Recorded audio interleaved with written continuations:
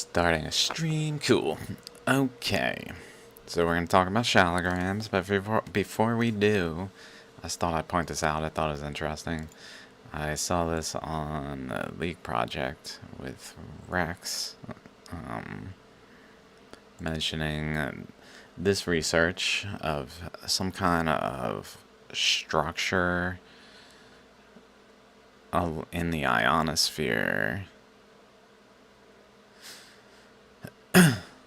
which let's see if I can find it.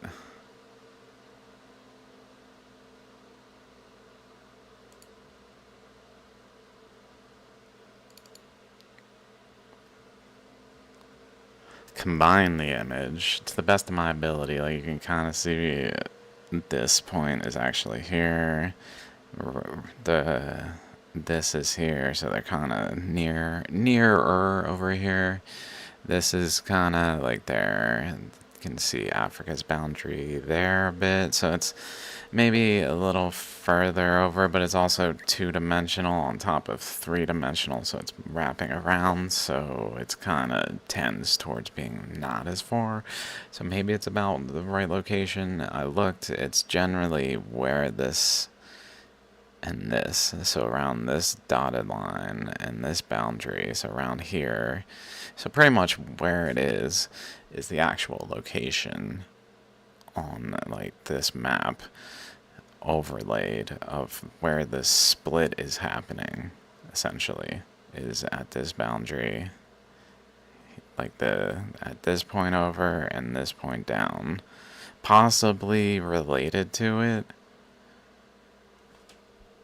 like some physical boundary that leads to just generally current flows that propagate along it and continue applying a pressure this way and this way, that then, as the South Atlantic anomaly, which is what this is, moved, it began to split at that location, which then, interestingly, this split, if we go to like South Atlantic anomaly splitting, go to here, maybe, no.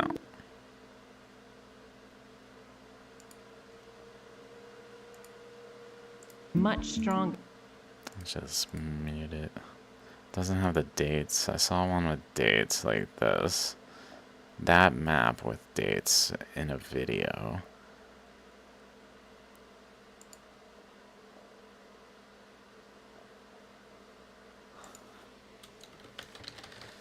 It was basically leading up to, the point is, around 2020, it was split.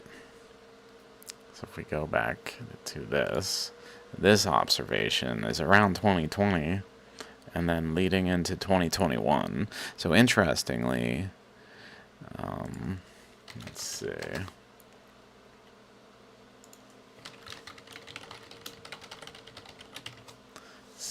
I think that's his name. No, Leak. Pardon me. This.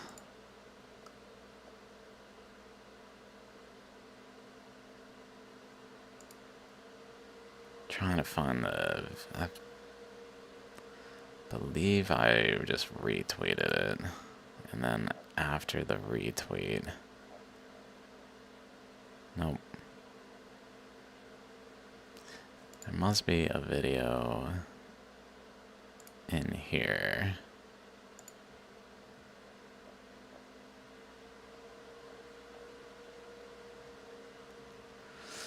Where? Oh, here it is. Here it is. This is what I'm looking for. Oh my god. Okay, we did it. Hooray! So notice it's splitting. There's not a second system. So this boundary wraps around a system over here, and then continues to go outward, at which point it wraps all the way around. It's still a single system until there's a boundary over here that like is limited like this one, at which point they're splitting. Now it's forming 2019, and then so it's happening in that time frame of 20, like late 2018, August 2018 through and the end of this, and then they have this 2020. So my thought is, like, if you watch this video and just imagine, like, as this system is forming, that there's now two systems. There was kind of one system, another developing, but now there's two systems. And as a result, they basically influence their surroundings in a way that directs current into one another along, like, the direction of one another. So it goes in this direction and the opposite, but that leads to a boundary between them that forms. So my thought is maybe this ionosphere observation actually relates to the splitting of the South Atlantic anomaly, which is the doom shape in my research. So relevant to my research of this, essentially ancient Dwarkas over here gets attacked by a vortex weapon as written of in ancient Hindu scripture, the Mahabharata. Goes this way though, the vortex that becomes known as the doom shape in the Kolbrin Bible in Egyptian mythology, moves this way, and then it siphons energy from space through the crust into the earth, causes the mantle to upwell below the crust in this location and fan out in all directions underneath the crust, filling underneath the crust with more and more pressure of this undercurrent while the storm is just sitting in this area feeding energy until the KT boundary, because this was all 541 million years radiometric dating when the vortex began, to the KT boundary when it was over here to, or actually this whole stretch really is around the KT boundary, pretty much when the Deccan traps are happening, and then the KT boundary was probably more so when the storm was exactly here, when it was focusing energy into Gurnar specifically, more so because it moves, goes over this way, goes down here, goes over here, goes down here, exchanging energy. This is all the Deccan traps as well as like out this way. And it resurfaces the earth, but then it moves over here, discharges, and flows away, moving into the edge of the Earth's atmosphere, like above, pretty much resting this system that will come again, according to the Kolbrin Bible, which I interpret possibly seems likely based on observation that is maybe the South Atlantic anomaly, and then it's split in 2020 as it's moving over here to this other energetically important location at the edge of Ecuador, where all these undercurrents ended up focusing and puncturing a second hole through the mantle, through the crust down into the mantle, to create a like secondary puncture hole, essentially like a bottle that needs some form of air exchange to give allow for an equilibrium. It punctures this location over here. So it's like an energetically relevant position in this whole process, and this storm of the doom shape is moving between energetically relevant positions. So I suspect as it's moving over here, some reason it is like splitting off a new system. Maybe energy is flowing into it, then like it's growing. I don't know if it's growing. But so maybe though, I was thinking as it split along like a resistance between them, because they're propagating energy into one another, creating like a dividing energy. Maybe it influenced the ionosphere up here across like the subsequent time where it's actually detectable. I don't know. This is the only, I was thinking this is the full extent of the data, is this band. I don't know if it like stops further and that's why that's all they show, or what. Like, it's kind of missing data to get a bigger picture, probably because it's not a simple task to get that data, but they still don't have all the data to see the totality of the Earth. Let me mute my phone. Okay. Anyway. Okay.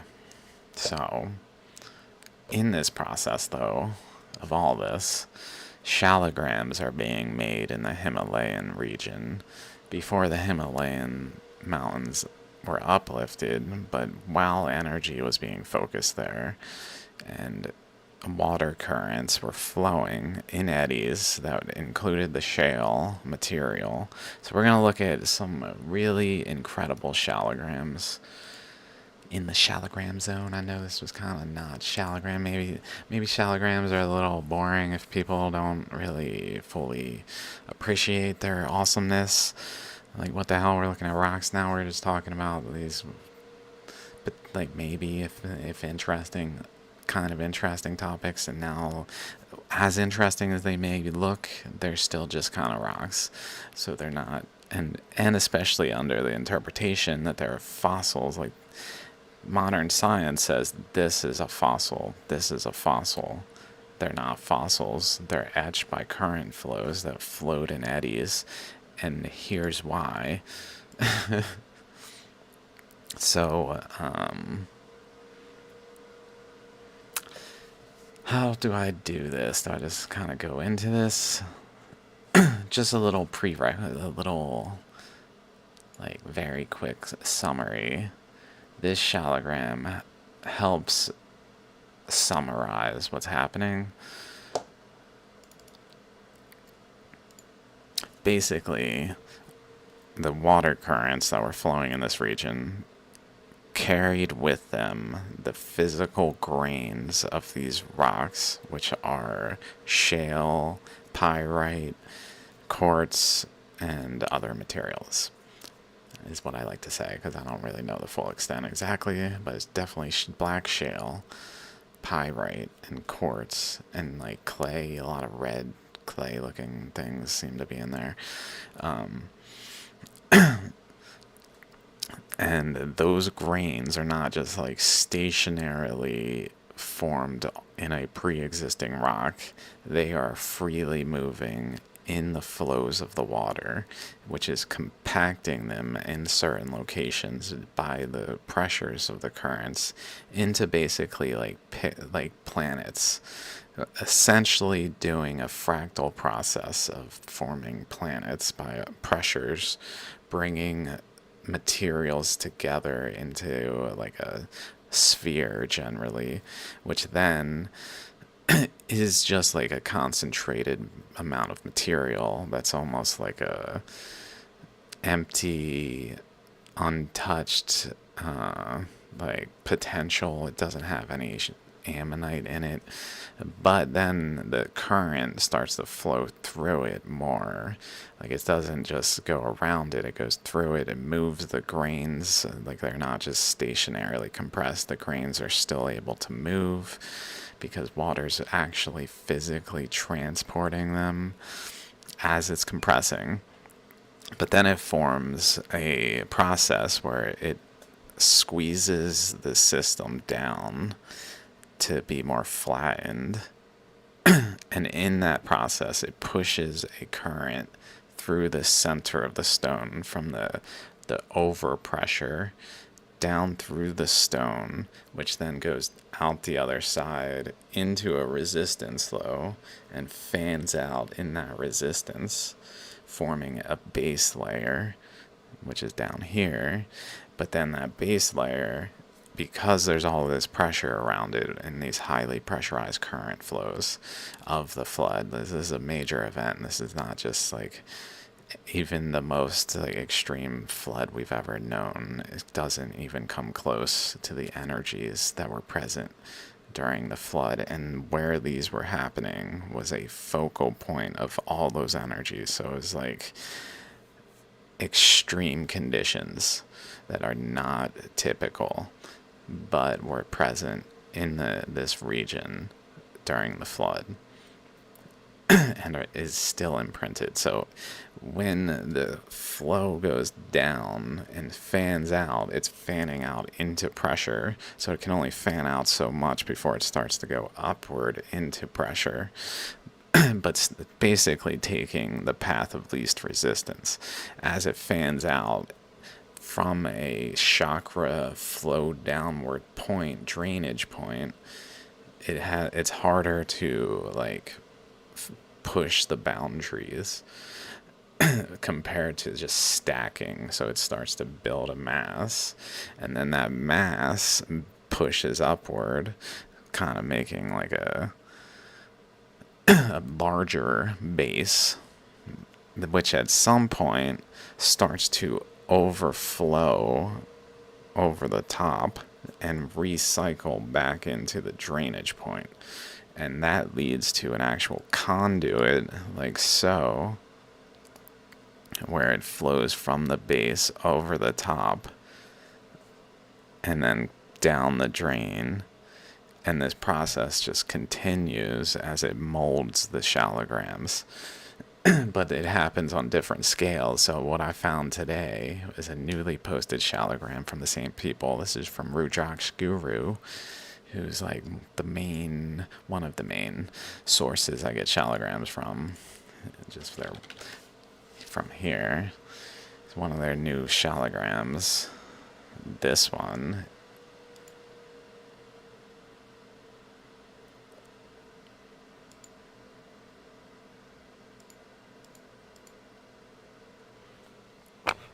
So I'll open the images because I can zoom in on there. I just screenshot them. Okay. So this one just kind of quick gander at it overall.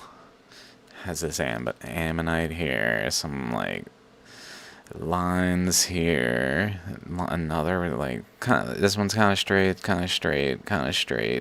arc to relatively straight, some kind of thing going on up here, boundary to the ammonite there, another image, space between them here also, and then the opposite side has what really looks like teeth, like up here, like it looks kind of like this, but way bigger, huge. And then a boundary up here that's a little peculiar looking, and then another ammonite structure, and then some like lines. We can kind of see another line there. And this is this side, which is also up here. So up here, we can see the edge, like the teeth structure, this kind of thing, is the edge around this on the opposite face of this.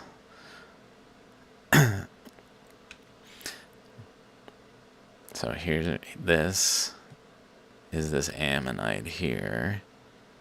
Just to get a bearing before we even kind of try to analyze how this might have happened in current flows, because It's really incredible. Just to get a bearing on the details. So this here is over there, and notice these things going across like this line, this gap, erosional path has like fracture lines, paths that go over here towards the side with the ammonite thing. So those are going over here, and they go right to the center of this like tooth structure, which is kind of interesting. It goes to the center, through it. This line goes to the like opposing wavelength. Like if this is a wave, like like an electromagnetic spectrum, like it goes to the trough peak. That's a little odd that they would specifically go to like energetically relevant points. Okay. So, what I found really, really just immediately, like from this little detail, I kind of fanned out into some other things. Notice this. It goes down, up, but then across, it goes down. Across and down. So they're at different energy levels, down all the way down to here. Down, up. Or let's say down 1, up 1.5, down a half, up 1.5, down a half, up 1.5, down a half, something like that. It's doing a thing where it's not going straight across like over here at the same energy level generally. So is this. Down, up, down, up, down, up, down, up. So basically, in this instance, it did not form a chakra here, but in this instance, it did. The same general process.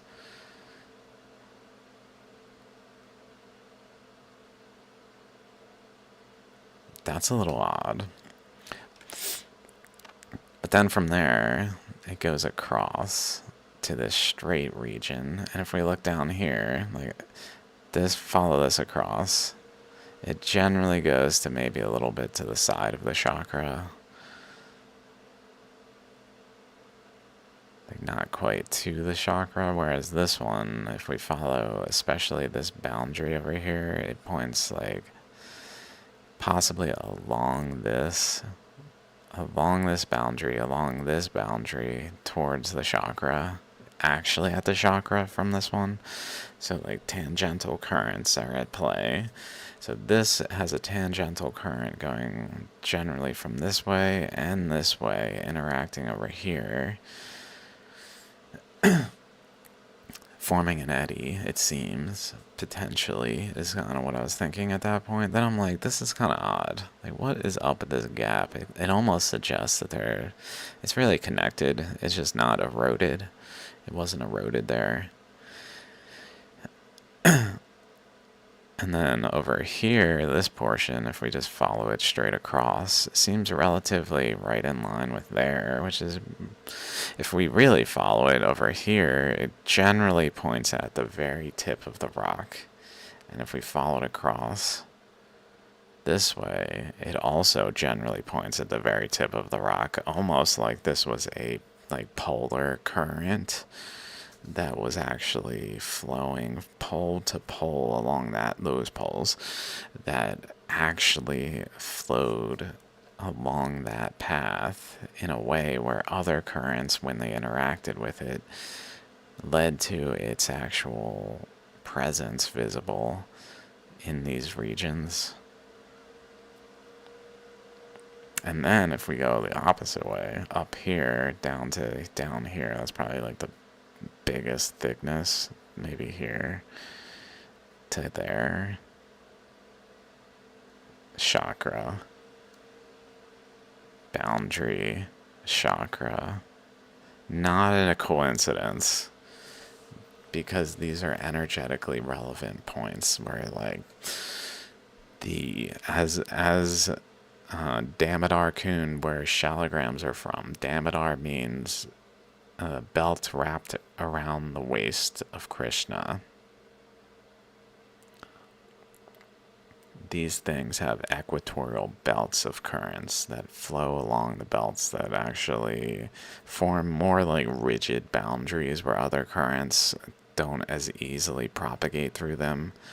So then they actually are like these boundaries that sort of like form quadrants where then other currents like this current going through that quadrant between across this boundary that's like a more rigid location and this current across generally that boundary, it just lends itself to being a more optimal location for an eddy to actually be able to have the like resistance necessary to hold the eddy in place, because it's very important that the eddy not just like be able to move away for an eddy to form. Otherwise, then it's just a flowing current.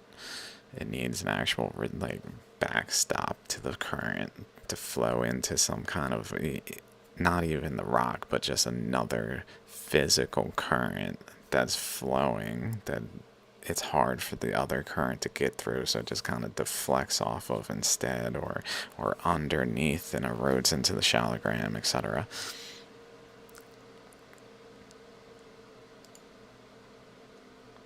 Then there's this going this way, so some more features. So we got that like characteristic. We've got this thing that maybe connects across, and if we look at it over here, like it looks kind of like these to the point where maybe it's like big teeth, which happens in shaligrams where like this one, they'll have multiple shaligrams overlapping one another in the same space. Where is it? Where is it? This one. Where we have an ammonite here, or I said shaligrams, I meant ammonites.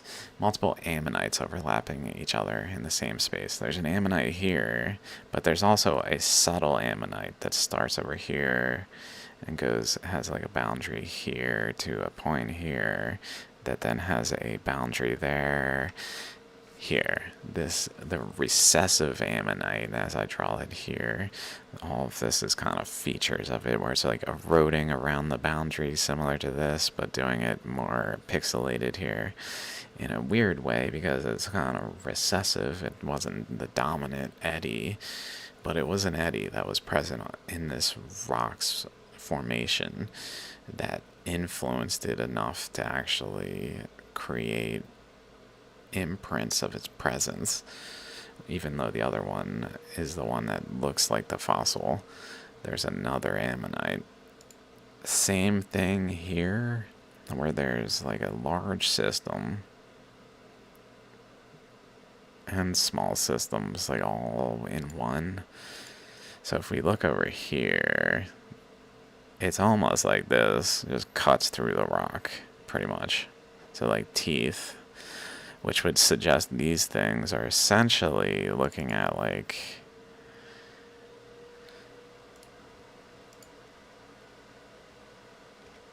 I don't know why it's so blurry. Look at this area, but before the matrix is removed. Let's see if we can find one with like actual matrix material. Maybe like here, like a piece like over here maybe, to a much larger ammonite, where these were just like a couple of the ribs, just a segment, just a little piece of it. But this thing is still, mind you, let's see how big, 3.5 inches by 2.5 inches, which means these are maybe an inch across per rib. This is a big ammonite. Or it's just a fractal process that occurred even on the scale of the entire area, like this. Like this. literally chakras with 2 lobes, and then it doing the same thing next to it, but not doing it fully, but then having a subtle lobe out this way that's basically like one of these areas. And etc. Like the whole area, even on Google Earth, like zoomed out, is shaligrams, is ammonites, because these processes were fractally occurring across scale in the same location.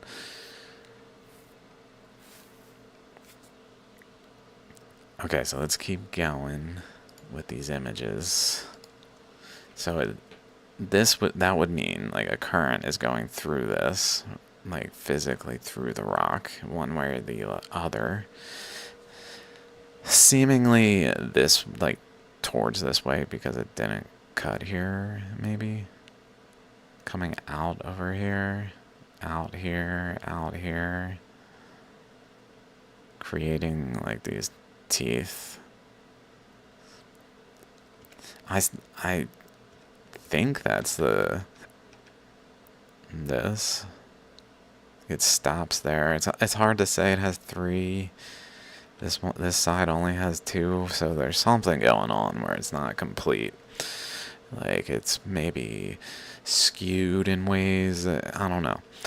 Like, it definitely isn't going through all the way. But it looks sufficiently similar to say it's probably the same going through all the way. Anyway, so what else was there? There's this thing,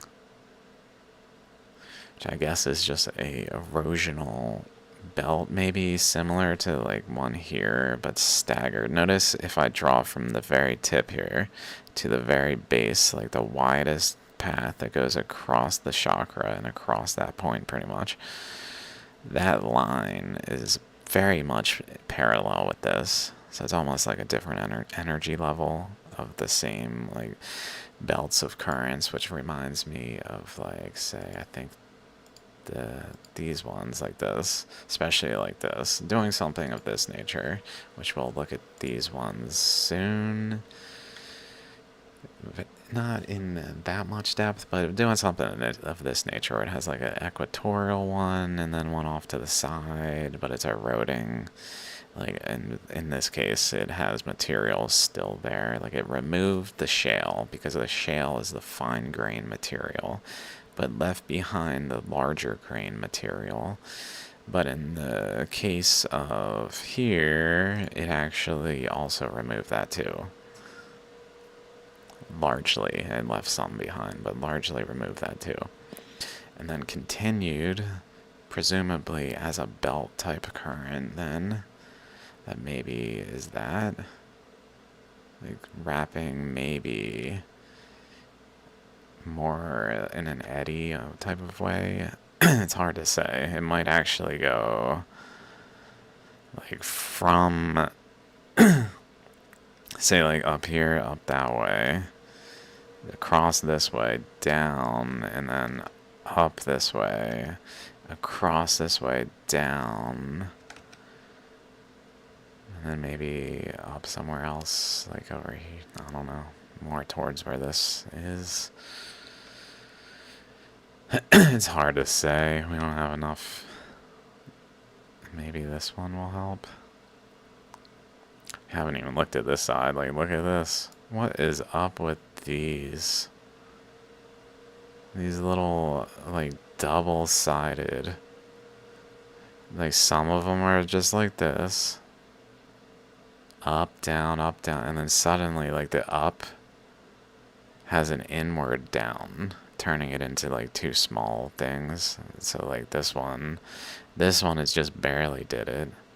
This one, it did it to the point where it made 2 small ones. This one maybe also the same, by the way. This is, like, rounded. Over here, it didn't really do it. Between them, it just started. Over here, it did it a little further. Very odd. And then the other side has some characteristics of that too. Like here. That's not a shape of an ammonite. That's not the shape an ammonite would imprint if it was a fossil.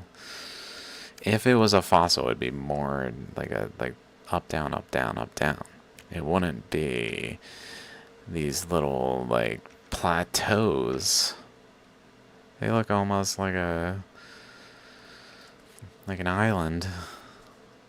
Ocean floor island. Ocean floor island.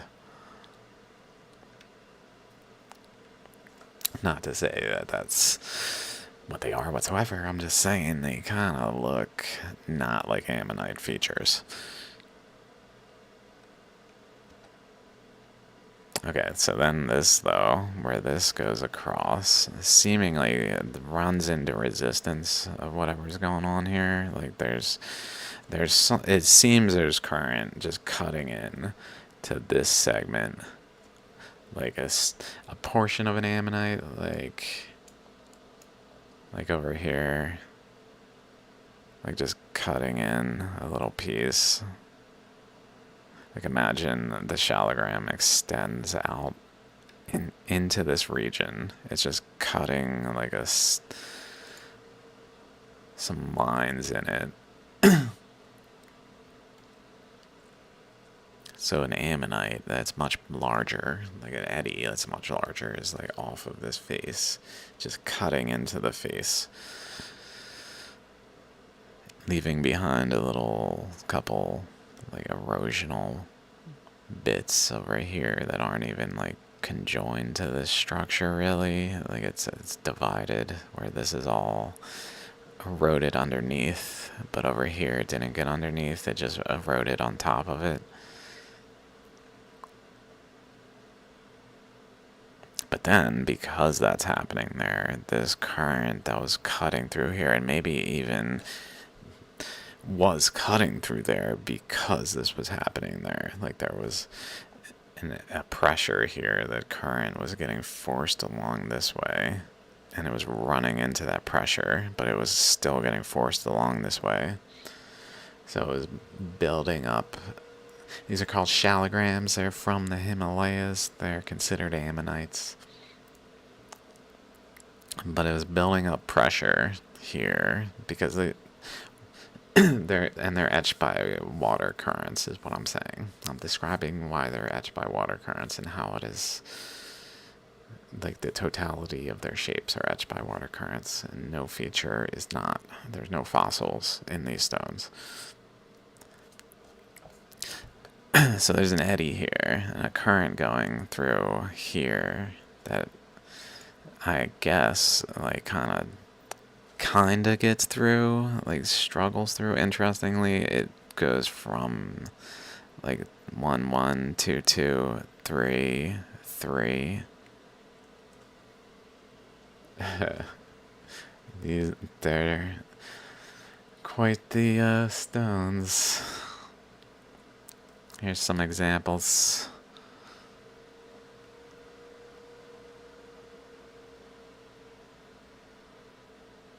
All sorts of stuff.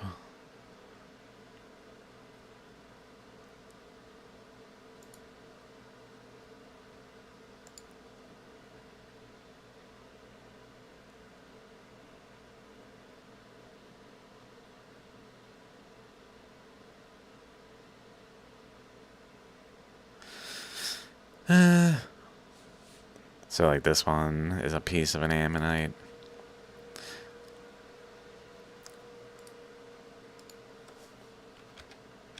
Piece of an ammonite with the ribs, with the, like this was once a chunk of an eddy was occurring in water in this matrix that was forming a larger ammonite structure, cutting, physically etching and shaping the stone. But then this chunk of it was like a chamber of that ammonite, and sometimes the chambers come out like decay products because they're fractal systems. Like this is relevant to how atoms function, how galaxies, planets, stars function. They're all the same iterative fundamental particle, occurring across scales that, when we see from this angle, gives a lot of insight once we recognize they're not fossils and are caused by current flows that are the same fractal type as those that are cosmically relevant. We can extrapolate important details. But like, this is a decay product, a chamber, so like literally like an alpha particle that came out of this atom of this ammonite, which is effectively what ammonites are. And then once it decayed, it entered the surrounding currents and formed an eddy, which an eddy is a proton. Masses are neutrons, so it basically formed a proton for a time. I don't propose that like it's still a living proton. It maybe ethereally it still has some energy flows happening that are really epic, but it's not still behaving like a. It's more like a dead system in some way,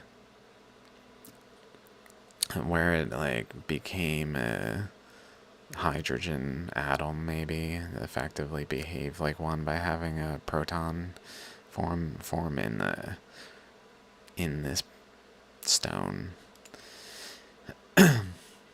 That's probably too much of an approximation. I don't know which are which and so on. There's definitely a lot of nuance. Some of them are pretty clearly like eddy ammonite mass that like abuts the ammonite that supports it. That's like a neutron that make it clear, but others are hard to determine like what exactly the parallels are across scales. Anyway, but so this current flow going through here seems to have gone that way because it ran into resistance over here but got through it. Like, it didn't cut through this way and then suddenly abruptly have all this erosion. It's that it was running into resistance going this way, being held by pressures against the stone that then, as it flowed along the stone, pushed it into the stone in this location. But then it ran into this other system that it cut across this way at energetically relevant points. That if we go back here, let's see, it goes specifically the far one. So the very edge of this, the very edge, the far right one, is the one that goes to the point here. This one to the very tip of this. And then over here, that I'm not sure what that's related to. Hard to say on this side.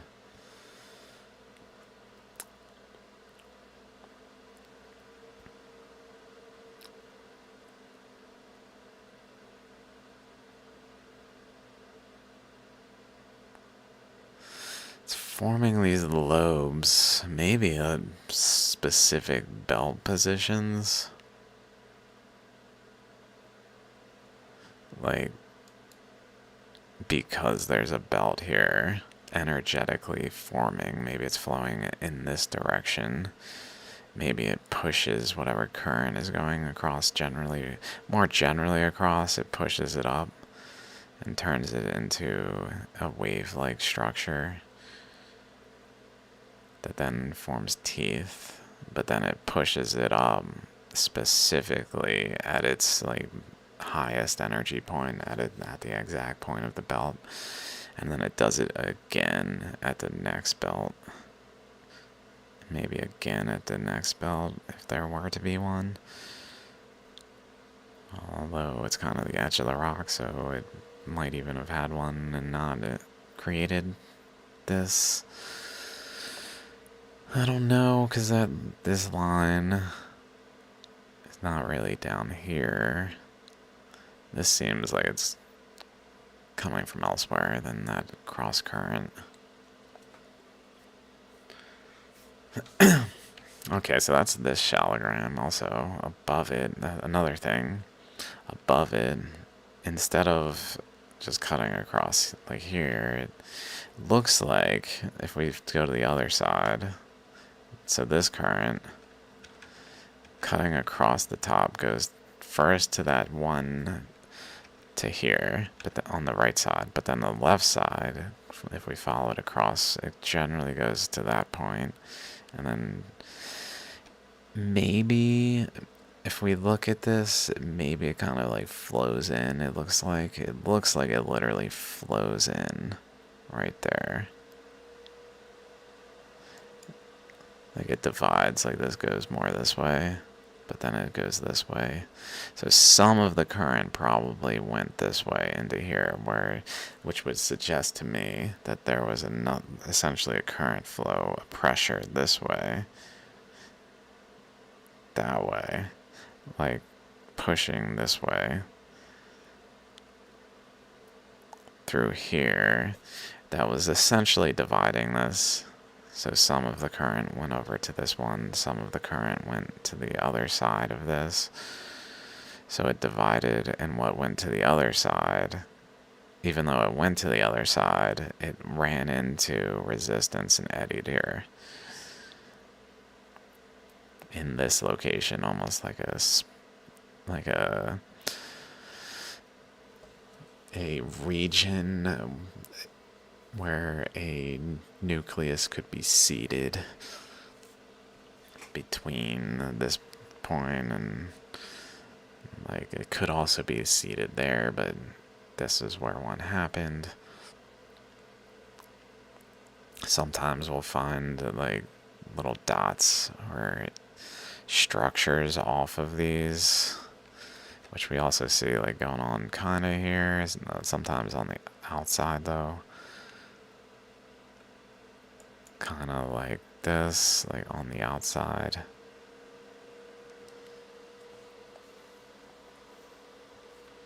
Assuming this is the base.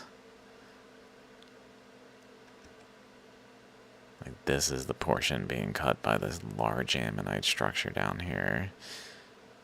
And this is the innards being shaped within the large ammonite structure that are just barely at its edge and having current flows from the larger ammonite like cutting across its surface and through these pathways, but also surface currents held against this structure that are shaping it specifically into all these features. Okay, so we kind of covered most of the features on this pretty good. There's certainly other stuff, like anomalous stuff, that modern science would just kind of write off as like trace fossils or whatever the hell explanation they come up with to kind of just hand wave away the details that are clearly current related.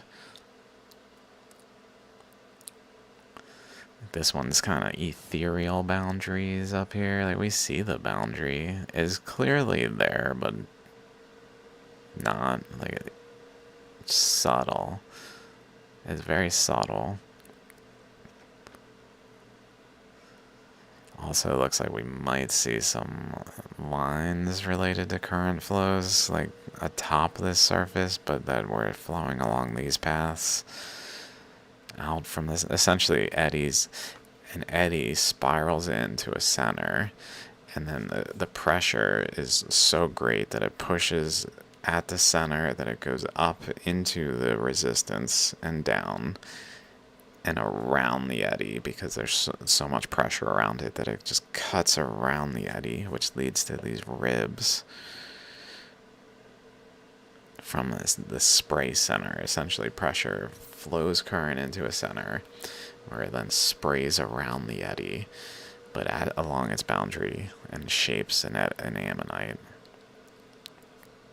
But it did so inside the totality of the rock in a way where it differentiated materials. Like here, it probably just removed the shale, because these are the locations currents were flowing the most, specifically where the pyrite is. Not because that's where the pyrite got moved to, but probably more so, at least in this case, where the pyrite was just exposed, like the dirty shale color that hid the pyrite is being removed because it's subtle grain particles, fine grain compared to the larger grain pyrite. So it's not removing the pyrite as this eddy flows through the stone that's forming the chakras here, but it is removing enough of the shale to just begin to expose a new structure that it's forming that's like beginning to make this ammonite. It would probably be excused in modern science as like, well, it didn't fossilize well. It just didn't fossilize well. The reality is the eddy didn't form the ammonite as well because it's eddy formed. Like notice here, it's kind of subtle. This is the top and bottom faces. There's a bottom high point down. So this as soon as we see this, if we look just opposite, we can kind of see like a low point and a lobe and like a central area thing there. Maybe a low point, so it's not really clear, like forming tiers down to a chakra, and then a lobe over here, also going kind of up this way. So it was essentially forming an eddy into and out of this plane that was cutting into it, as well as just like as it does that, it essentially forms an eddy on the surface in a way that creates like a central, less eroded segment, which begins to shape it into the dendritic shapes that are the ends of the ammonites. Like this, like begins to shape it into these things. This was an interesting one from KRE. I forget something. Causal. KA something. Rudraksh Emporium. I forget what the K is. Kazel something. Anyway, I just like to give credit. I'll try to reference them. I guess let me see. In case I don't do it. Probably that's for Rudraksh Guru.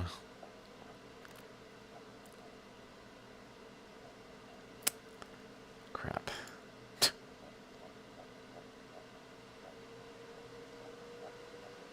It's crazy. I can just reckon like that's for Rudraksh Guru, Rudraksh Guru. These are all Rudraksh Guru. That one's probably them too. This is Gary. Could just literally tell. Kaushal Rudraksh Emporium. There we go. Okay. This is from them. Let's see what this one looks like real quick. Cool.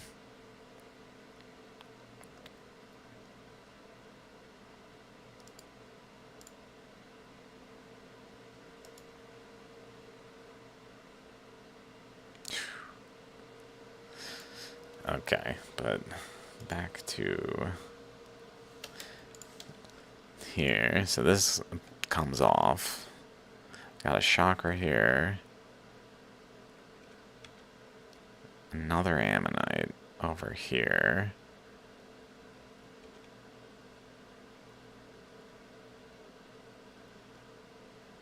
Right? Do you agree? One ammonite, two ammonites. Nothing out of the ordinary. A little odd. You know, it's just two ammonites fossilized in a rock.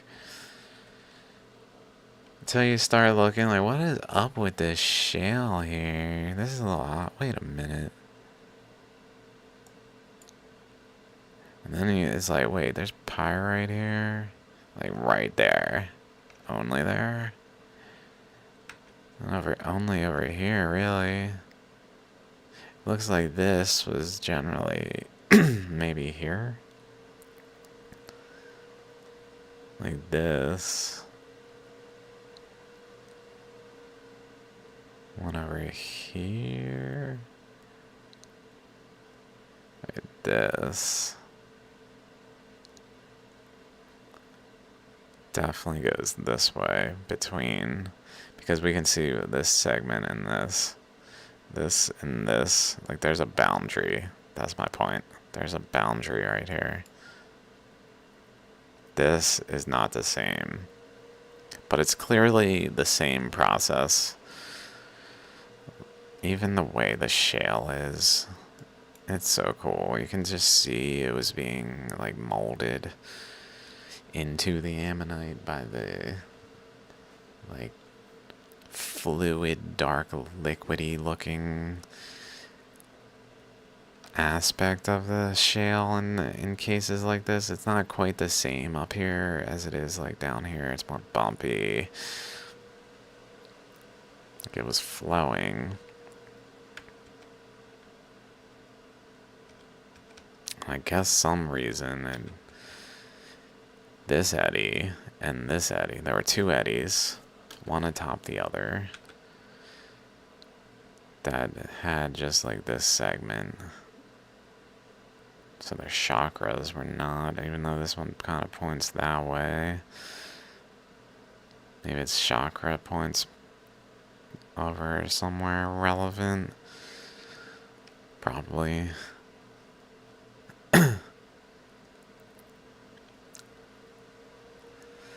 But I'm thinking maybe the interaction of this eddy through this path that led to this pyrite here. So that when this rock broke, I don't know what happened. Maybe someone hit it and broke this piece off. Maybe because I mean they have both pieces, so it must have been together at some point, or they dropped it but it doesn't matter. The point is, it was broken by some kind of blunt impact. It's not like they sawed it apart. So it was broken by some blunt impact, which then breaks it at specific weak points, is what matters. And those weak points are a function of where water flowed through the stone the most and created the weak points. So when a Shaligram just breaks,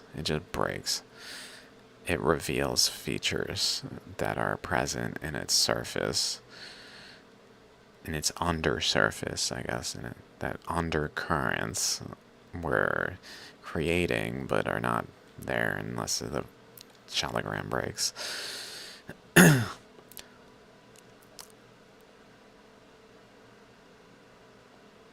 What is that? It's very odd. Seems like it's over here? No. This folds in here, like this length, and this goes up to here and across here. Interesting, we see some teeth going off that way for no damn reason. Fuck it, why not? Because ammonites are everywhere. Ammonites everywhere. Ammonites and ammonites. Who cares where the ammonites are? They're just ammonites. The fossils doing what fossils do. They fossilize as one unit. Who cares that they're discrete shells? They'll fossilize together. They don't give no fucks. Ammonite don't give no fucks, bruh. Like, where is it? Can I find these images? See, let me go like this for a second.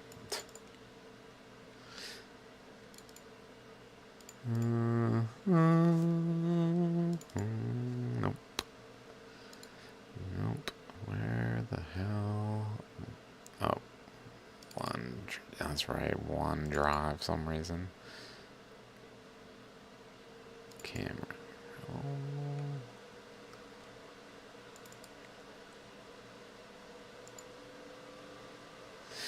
Okay. Took some more pictures. Maybe we can just go through this real quick. Shaligram, so we're looking at...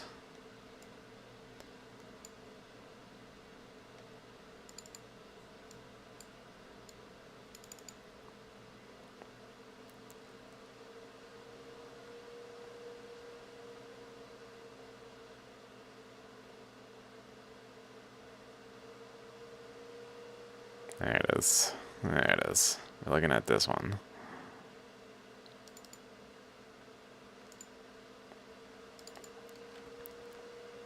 Specifically at the ammonite in the ammonites.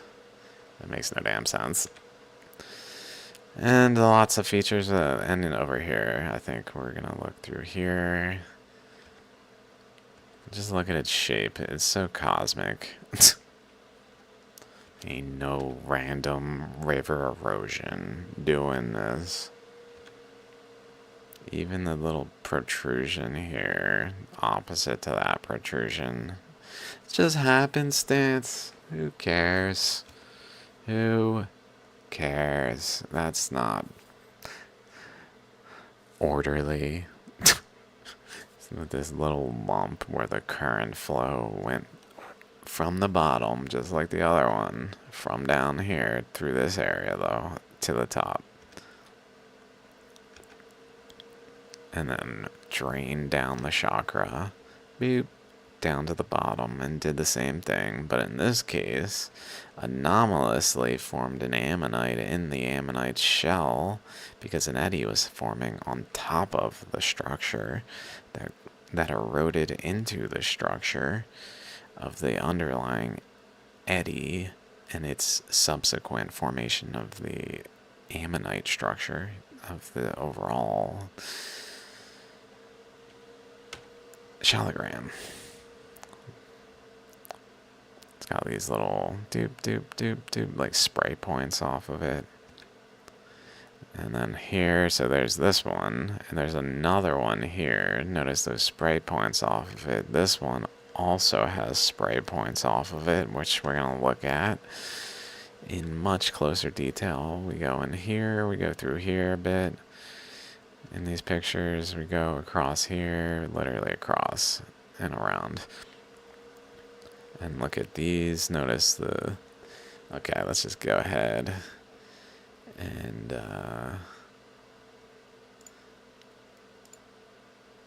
check out this little like striations here, over here. Okay, now we're at the center. I'm just kind of looking at the nucleus area. This is very porous. Maybe after we look at this, maybe I can actually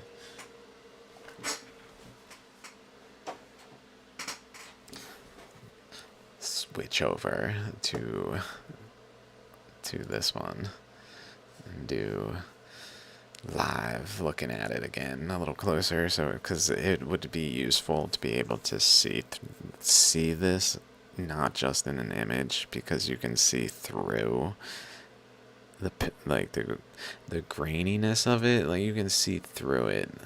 There's nothing here in these spots. You can see through it a lot more clearly. It's not as clear that it's so porous in this image, is my point, as it is when you see it like from different angles, one after another. Okay, so there's just kind of it's going in there, little dupes, something going on. And maybe we can see like some structure. I'm just going through these real quick so we can find better ones. Some of these are pretty bad, blurry. Also notice the actual flow through here,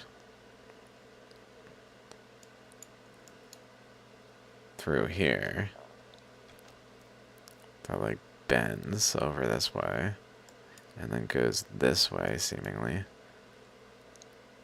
Like the grains positions throughout this is all function of where current is flowing. We can see little lines across there. That's kind of interesting. Now we're just kind of moving over towards that. Okay, this is, then I did it again. They're like $50 to thousands, depending on the Shaligram. I've seen them in the range of 20,000 for like the most expensive I've seen. These stones would help us make better everything models, and probably, I don't know about grow tomatoes, at least not in the short term. I don't know if they would energetically interact. It might be a detriment, honestly. I think about it more as a detrimental effect on its surroundings, potentially. It can, like, kind of like radioactive decay is not good to be around. Like, there is a good chance that there may be, if anything, that they're kind of high energy in a way that maybe I shouldn't be just casually interacting with them, but they'd be like people back in radioactive decay, just like painting. They're drinking it and shit. Ah, yeah, that's great. Before they knew anything about like the effects. One of those like the radium girls or whatever. I wouldn't be surprised if Shaligrams have subtle ethereal energies. I've watched like the clouds around me, and sometimes I wonder, like, are these affecting the clouds? And you never know, I guess. Maybe being out of position in Florida, because I'm in Florida, and they're only from the Himalayas. So maybe in the Himalayas, they're in the right environment. And somehow, somewhere else, they're so in the wrong environment that it could, like, have negative consequences or, like, feedback loops in the environment that are, like, hard to comprehend. Maybe, I don't know. These things I think about. I don't think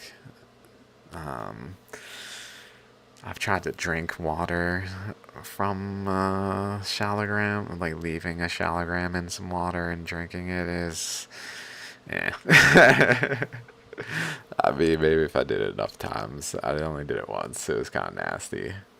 It's like, yeah, there's definitely rock, like, minerals in there.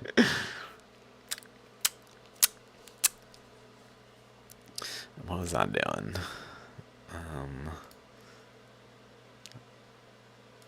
I'll just keep going.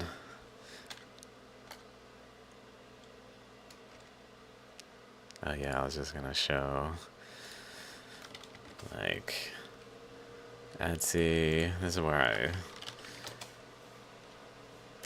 I personally have gotten several here. This vendor. So then just a general gist of what the prices. They're also written in Hindu scripture that the buying and selling of shaligrams is like a damning to hell type of consequence, which is another reason I think about the potential that maybe it's more of like an outcome of it's not like some, oh, you're damned to hell. It's more just like a literal outcome of the like movement of stones outside of the Himalayas where they're found maybe has detrimental effects that someone in recognizing that in some like afterlife may be like, fuck, I really fucked that one up by not like adhering, and then like it really mattered. I don't know. Like they literally said, do not buy and sell. Like, let's see. Shaligrams, do not buy and sell.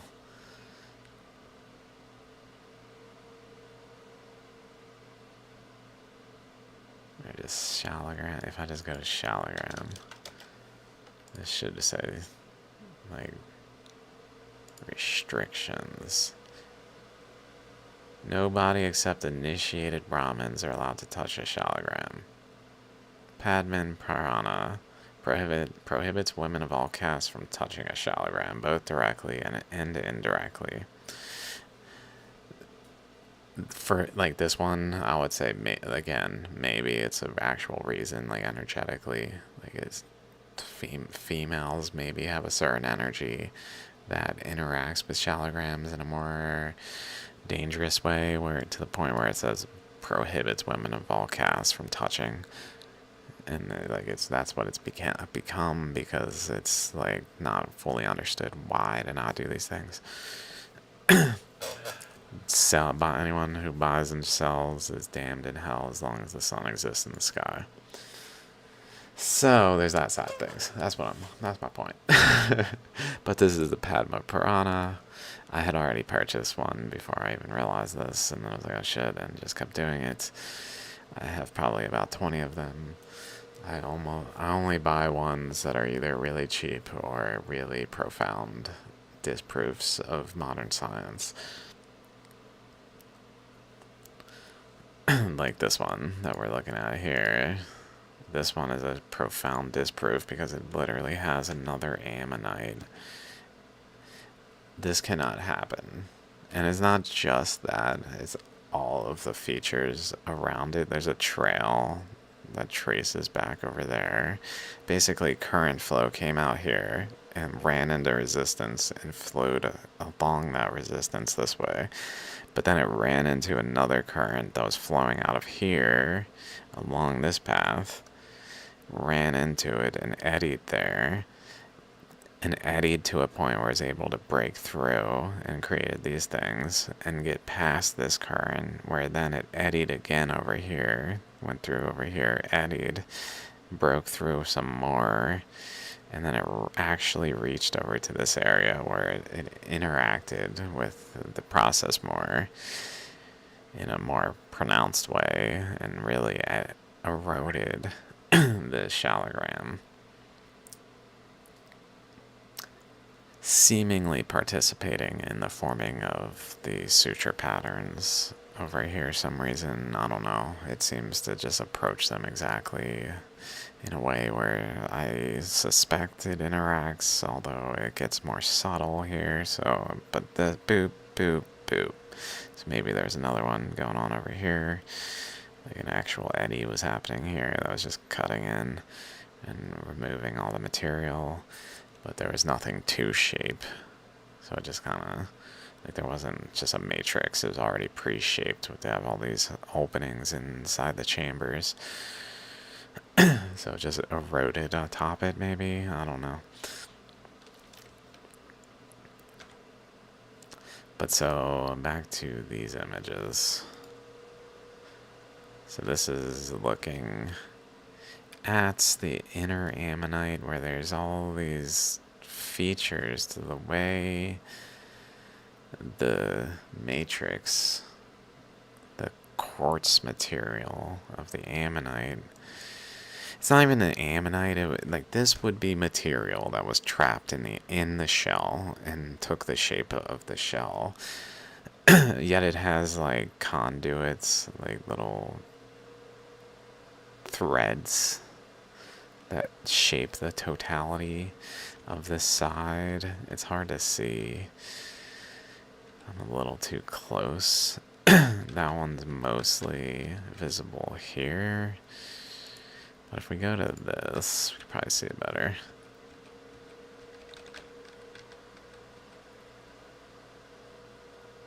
I mean, that's just mostly where it's visible. We can see it here too, a little bit. But we're looking at this. Now we're going to move through this way.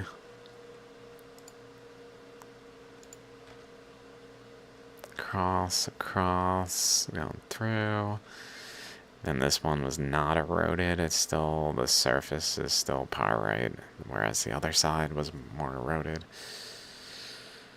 Come through, and then we got some porosity over here. Lots of porosity. Just eroded the shite out of this chakra area. Man, real interesting. If we go over here, you can still see like the dendrite type of structure is even over here, which would suggest like this is actually the inner part of a layer.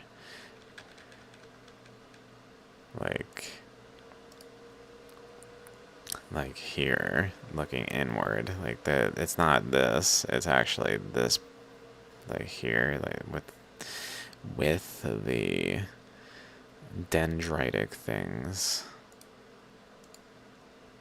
like this, against the edge, like but inwardly against. So we still see the dendrites like these pushing against the outer portion of this chakra, so we don't even see the interior. It's got this layer of the ammonite shell structure that which forms in the eddy, boundaries of the eddy, where it concentrates certain materials, which is why it's more pyritic.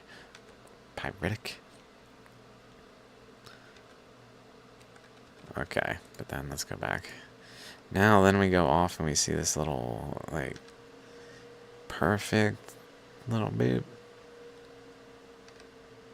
Then it goes back into the backside where all this pyrite, or the shale is. Almost like it was taking the shale and spraying it. Like it was extracting the shale from the overall ammonite region, but moving it through the eddy in a way where then it took it over here into this region and accumulated it here, making this like dense layer of black shale. And then notice like this circle thing where current got in, pushed boundaries, created that. But then over here, it's way subtler. There's another one here, kind of like flame shapes or like petals of a flower that are going off this way. That are subtle, but in the actual material.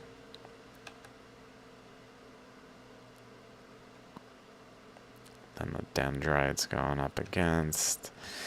Currents were flowing between here in the larger eddy and along these paths.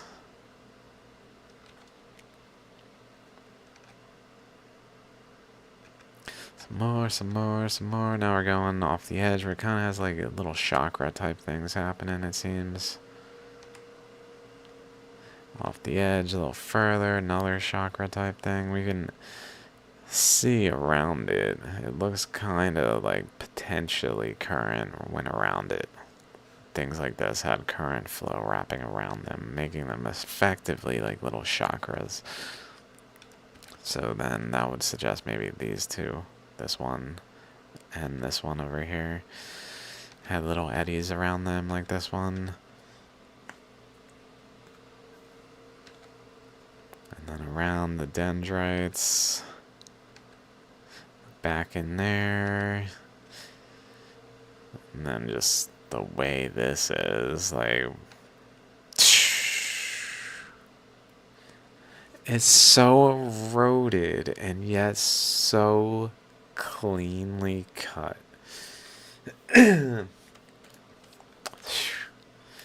What kind of happenstance of millions of years of river currents leads to this?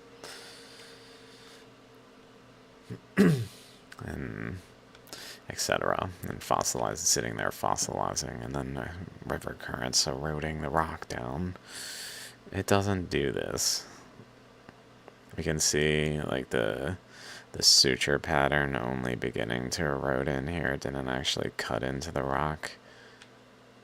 Just beginning to erode, and possibly with little pores where it's actually getting in, but not throughout the hole.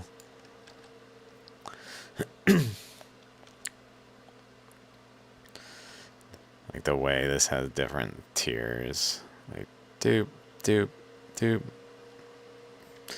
You know what that looks like? Side of a cliff, you know, something that's erosional.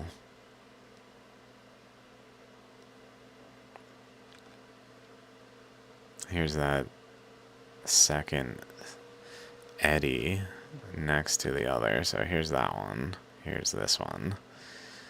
It's got a little nucleus. They're like opposite one another. It's got this tube passing this rib. And then these lines going across.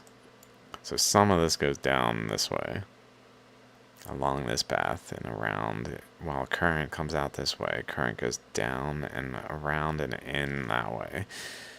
And also back this way. Out of this eddy. Essentially an eddy is forming here. And maybe we get a better picture of this. A region here prevents the current from passing back over here, so it kind of like deflects off of here and starts to build a more material over here, and like, which then, because of this, flows past this resistance of the ridge and goes over, but then it goes into this current that's going down into the rock here through these two. And then this one, though, is an outlet channel. So there's a thin inlet channel that's pushing this current down. As soon as it passes this thin inlet channel, though, that's here, it then goes the other way at this where an outlet channel of this rib is, and bends across, and then it gets over here where it eddies, creating all this along the way, and then this eddy.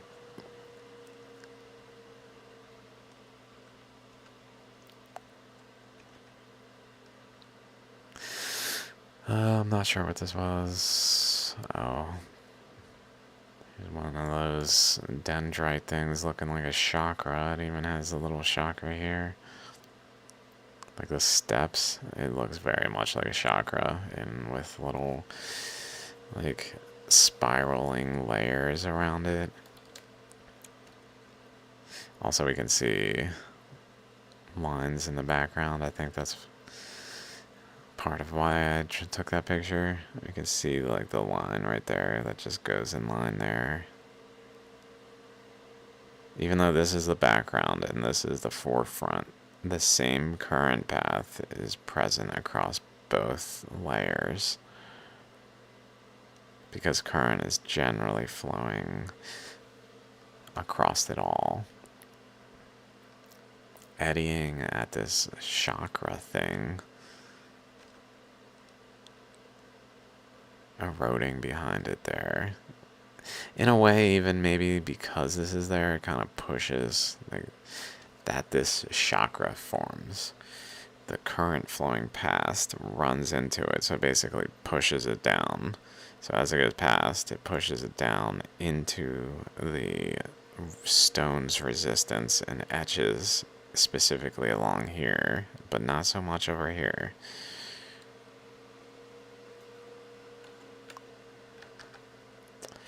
Some more erosional suture patterns.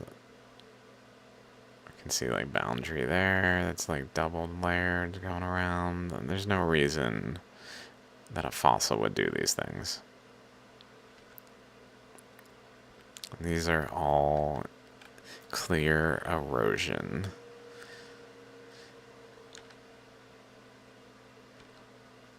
There's those paths from this one. So the end of the second circle goes over and has some more of those little, like, lines. I don't know, little slices in the rock. We can really see the roundedness of it here. The little central nucleus that even seems to have like a circle central to it. Maybe an ammonite structure forming around it from like a general chakra forming, because this was pretty much a chakra. And then if we look over here, like this is not just a suture pattern anymore. Suddenly, these lines go across, angle, and then another one, kind of parallel-ish, going down that way, another one. That goes over here, like at that point. And if we extend this out further, line, line, line, line. This is a part of a suture pattern. That's not part of an actual ammonite structure to have a suture pattern that just has lines like so as part of it. That doesn't happen. That happens when an eddy adjacent to this process forms that then etches into its process, interacting with the current flows flowing through here, leading to evidence of their interaction.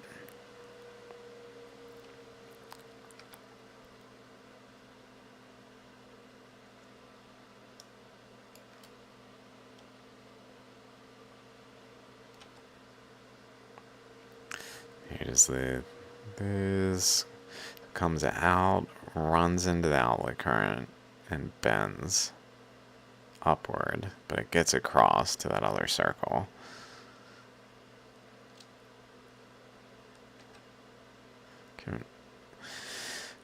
See, like, coming out here, it goes down and across here. But it looks like it's going across this way. In this area. Then over here, down here, these start rippling, generally just across the rib. Keep going down though. So here's these line things. Keep going down, line things, and still arcing, but over here we see it going a little different. We see definitely interactions, like this is going this way, this is going across here into it. So there's interactions in this area. Looks like this is going across, and this is going into it, and leading to whatever's coming out from this smaller ammonite area to go more so up along this path, and not so much in here in this rib. But then as we follow down the rib, this kind of goes over that way. Goes that way, but then over here we see it arcing this way, so it's going that way, this way, that way, this way, we can see there.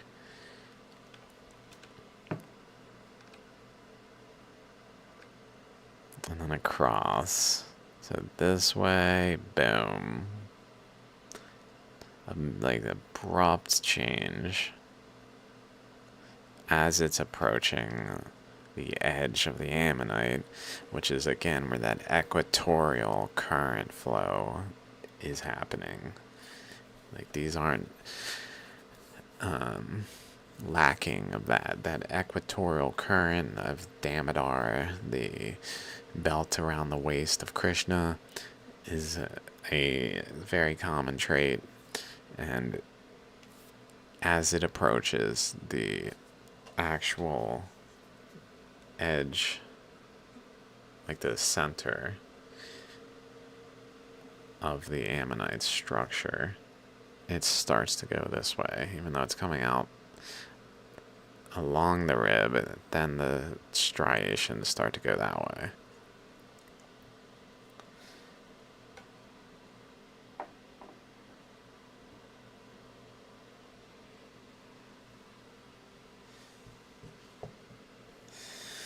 Okay, let's see what I can do with this.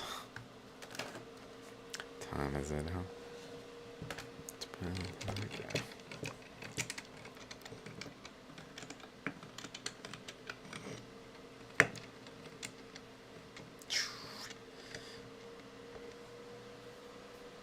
Okay, let's zoom out.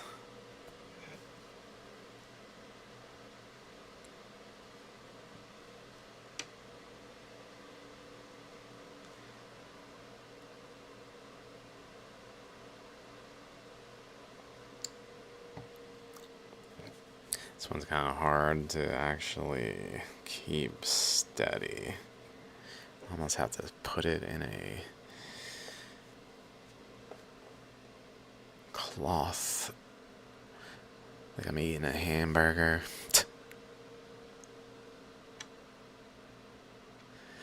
So if we just kind of zoom in on this, we can look at its porosity.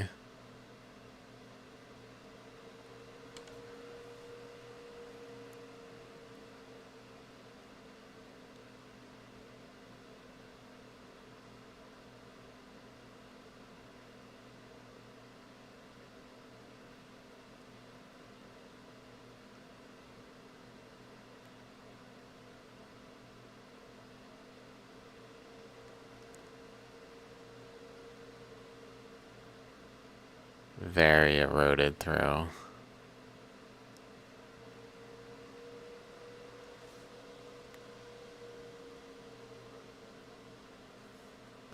It even, if we really look at it closely, before we go there, it kind of resembles, what I'm gonna say is it kind of resembles this.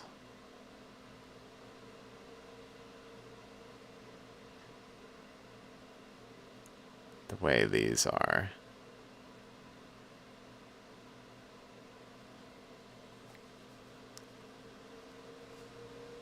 Like the actual grains. Let's see how close we can get.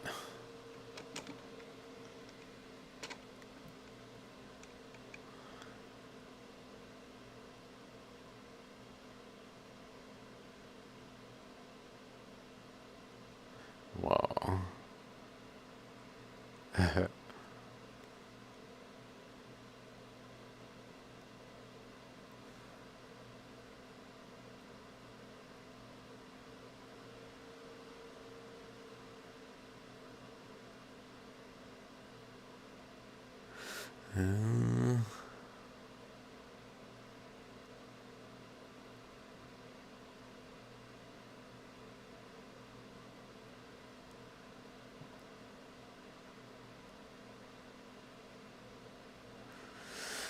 I don't know if I see the suture patterns type stuff in it that I was thinking I saw before. I mean, I certainly see connections, but it just looks more like grains arranged orderly. They're very orderly, which demonstrates there was a order to the to the process.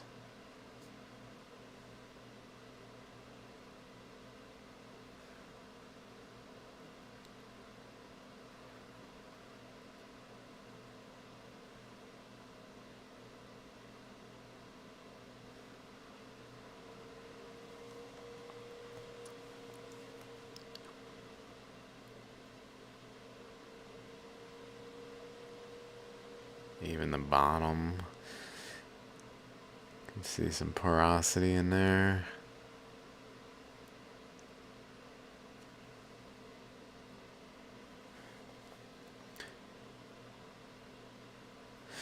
Okay, let's check out this side. Just to see those like masses of material inside of the structure that are very abnormal. Threads, like we can see that one running not just from the bottom but all the way up to the top there.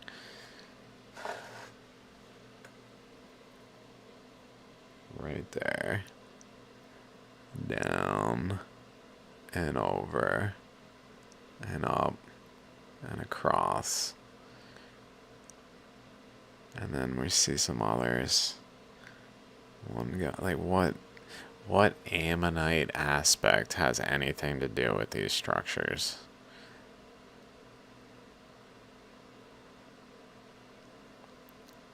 This divide even.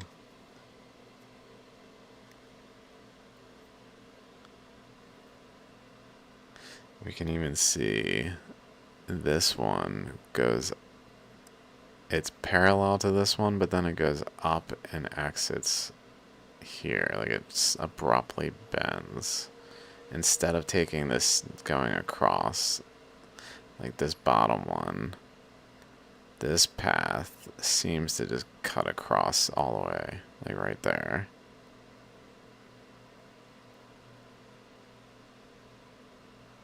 But the top one bends up to the top and kind of meets where this first one that goes up this way, kind of meets right there.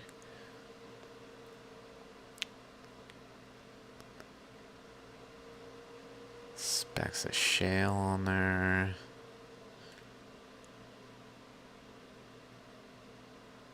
But layered with this internal material, it just doesn't make sense.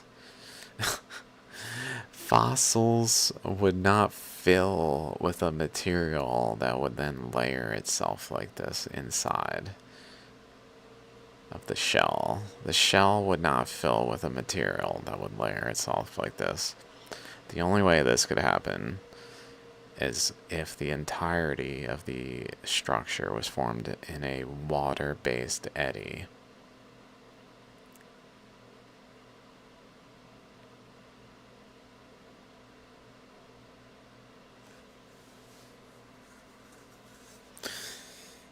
Okay, so that's that side, and then we go over here, over to the other side, where that shale is. So on this side, we got no shale whatsoever. Total lack of shale, except a couple specks that look almost like the remnants of what's left. And then we go over here. And what do we see? Just an abundance of this just shale material. Almost as if it was stripped from the other side.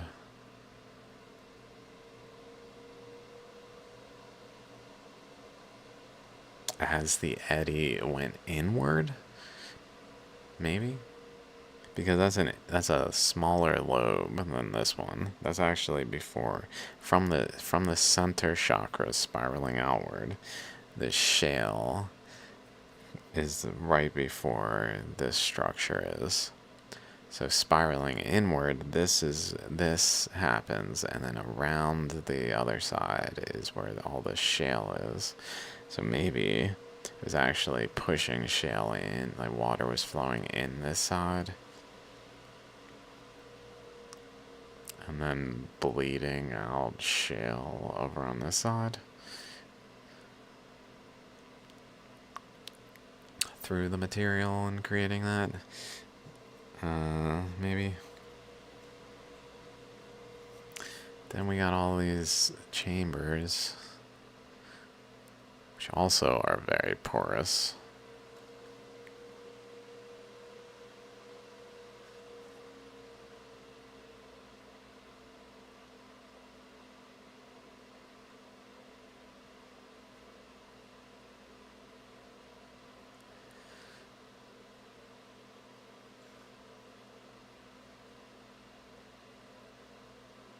And it's so hard to hold this thing.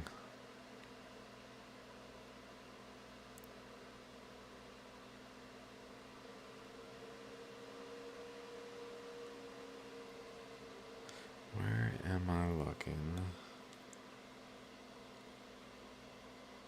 There. Yeah. That's two chambers. They divide.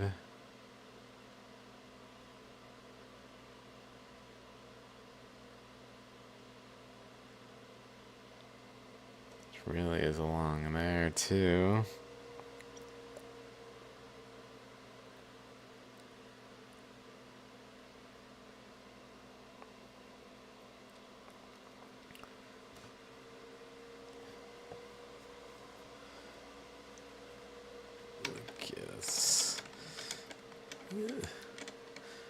Let's check out inside these chambers too.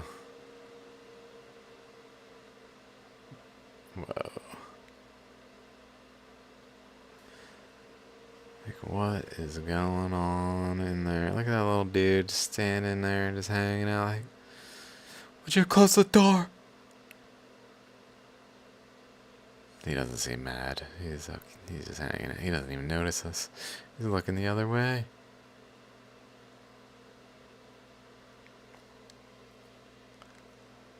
For comparison, there's the toothpick. Some kind of thread on the left side there.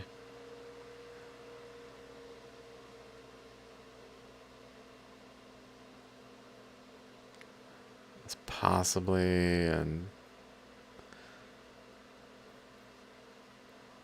just some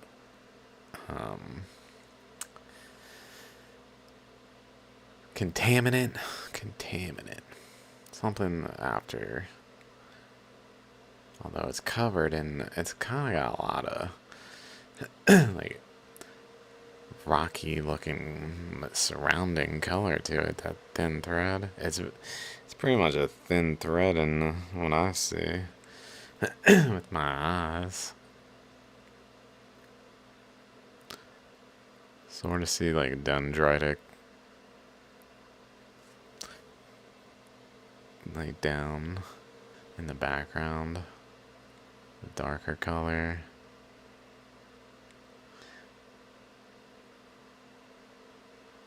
Another chamber. Whoa.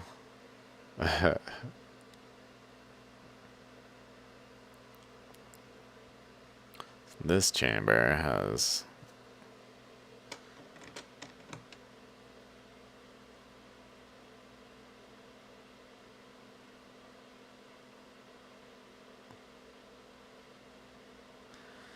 quite the little threads of material. I mean, that is grains that goes across. We can see the little grains in there. It's all sharp.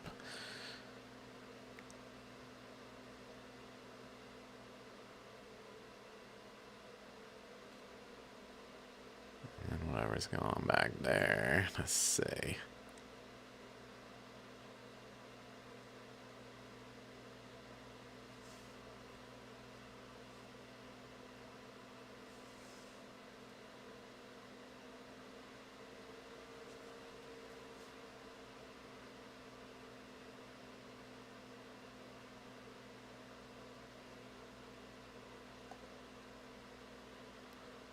It looks again like one of those dendrites.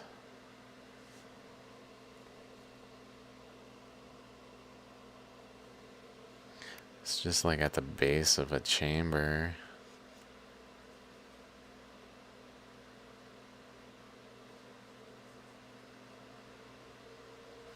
Like this. Let's see. Right there in the back.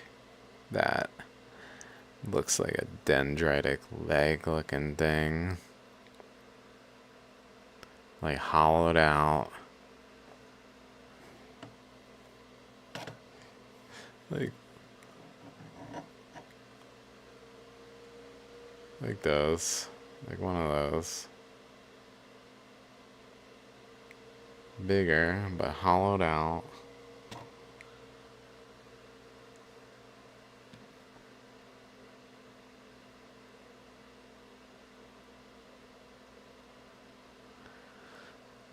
Another chamber.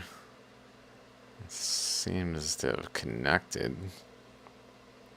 Like two chambers are kind of one down here where this dendrite is. Interesting, the dendrite seems to be relevant to the position of the chambers and to be forming continuously through the whole structure in a way that it actually forms like a backstop to the chamber, probably. That the dendrite forms also leads to the chamber forming, and probably vice versa, feeding off one another. But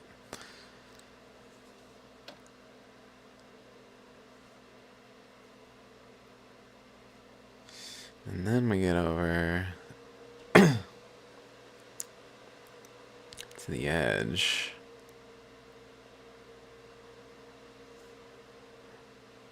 It's actually more ammonite again. That's it. That's interesting. That's down below. Those little lines this way.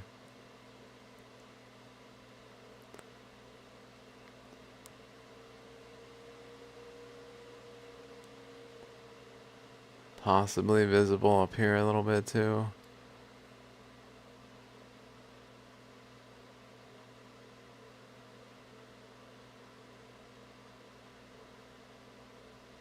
Let's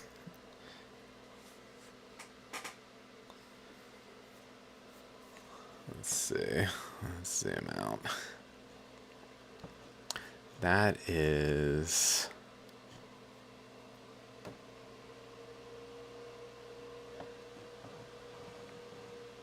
down here.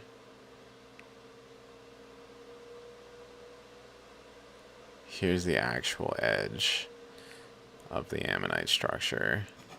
The ribs go to here. So if we go back,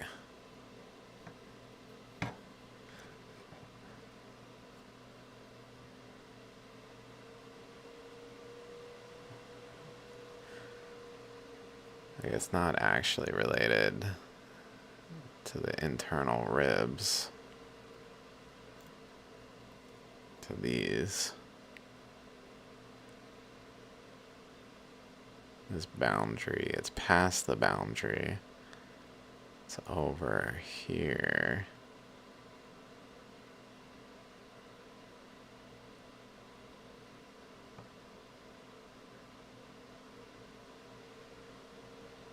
And then there's like a little bit of like accumulated material that starts like right there. Like there's an actual mass. This here is a ledge. I think if I go like this, it physically runs into it.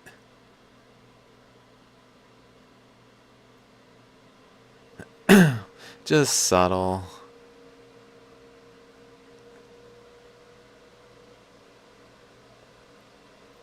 As if some material got accumulated there. Like it was trying to go in, but it went in to the stone. The same currents that were etching into the actual boundary.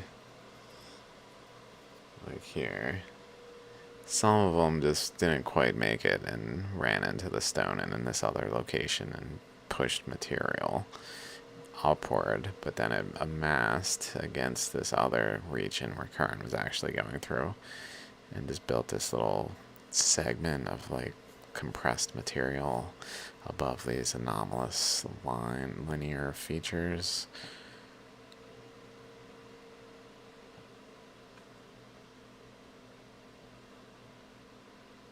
They even have many lines within each one. And then the rock kind of interestingly starts to go in.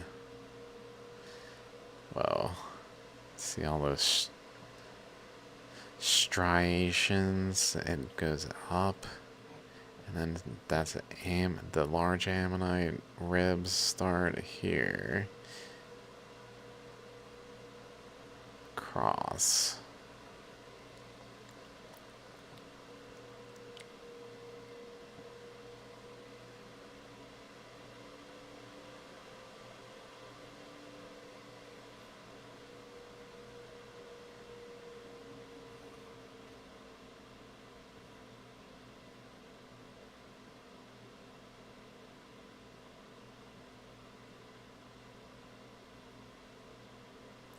Wow, I never saw that. These currents going this way, and then right next to it, going this way. Where are we? This way. And then right next to that, going this way again.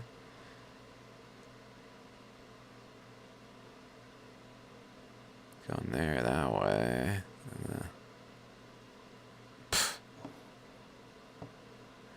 Dear science, You've got some splaining to do. Sorry, science, you can't hand wave everything. I know you got the microphone, so no one gets to tell you you're wrong, science. But,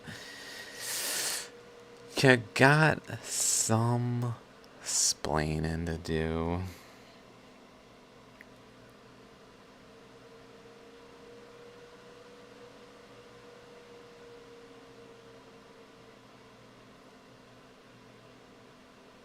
Crazy. Just like dividing there. Along this line.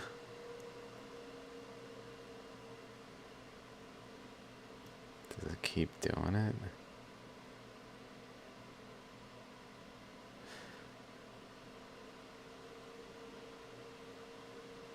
It really does seem to be generally dividing. Or something where some of the current went around and some stayed on the bottom.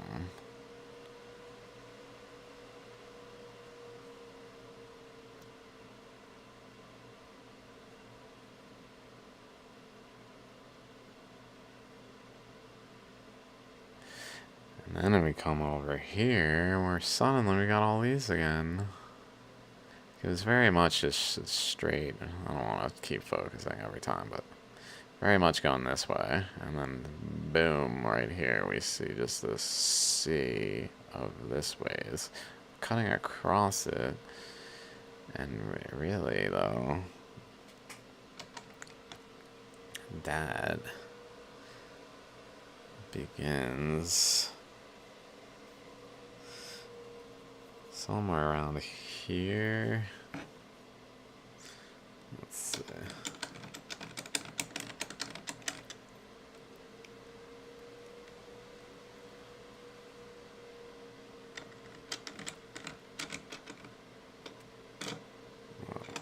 No.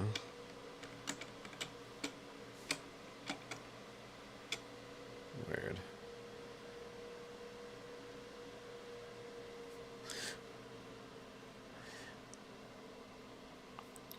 So this is the last outlet, but it really, that side stuff started to begin more around this one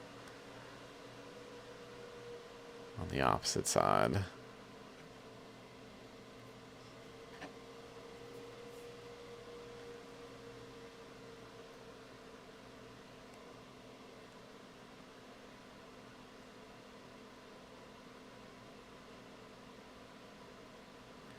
Cutting across here.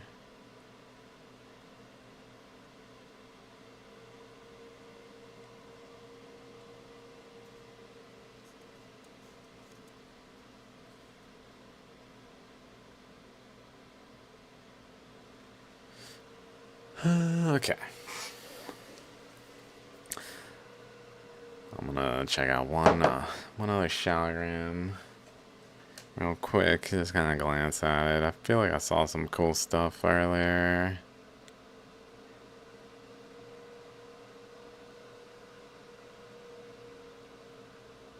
This one is this big.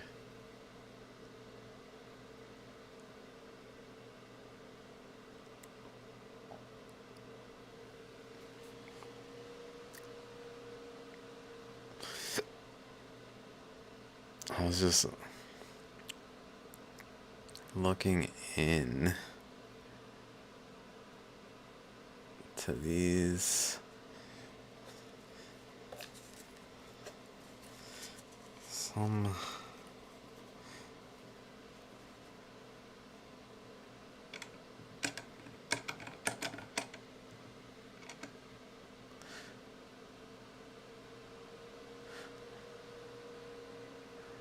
whatever that blue thing is, made me think of like some more rare particle that gets kind of caught in this flow that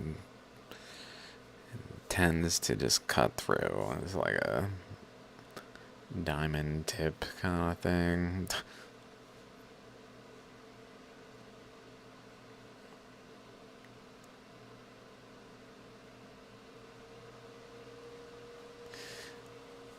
Interestingly, when I lifted it, I thought I could see light through it, but it might just be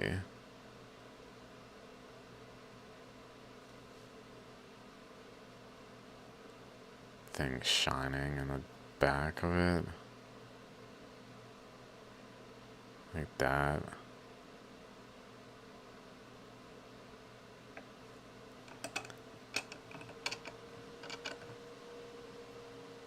Let's go in. Like, that's pretty crazy.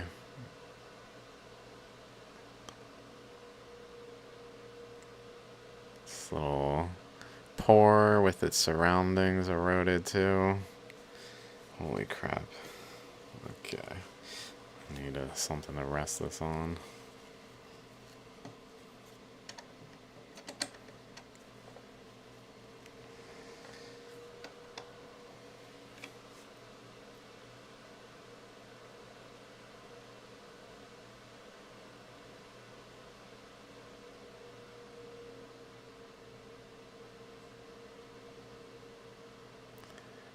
No idea what that is. Looks like it's part of the Shaligram and not just lodged in it. Some foreign thing. Definitely find random colored things in Shaligrams at times.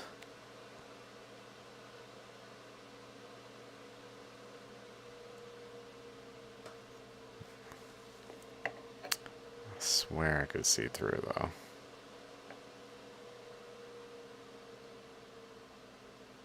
Oh well, let's not look at that. It's okay.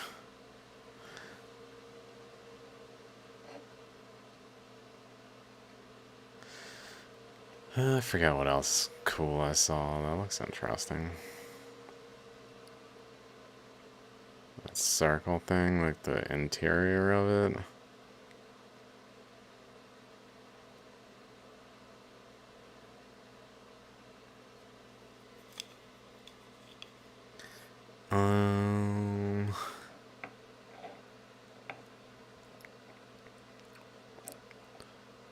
Just sliced.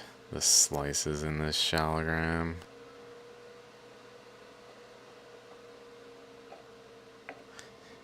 Oh yeah, I was thinking in a similar way. So we got this Shaligram, this ammonite here. If we go up here, right here, we've got a second boundary being etched up here. It's kind of like that one we were looking at that had the teeth that are like at an angle though, that aren't, that had this one. Which one? This one. Which one?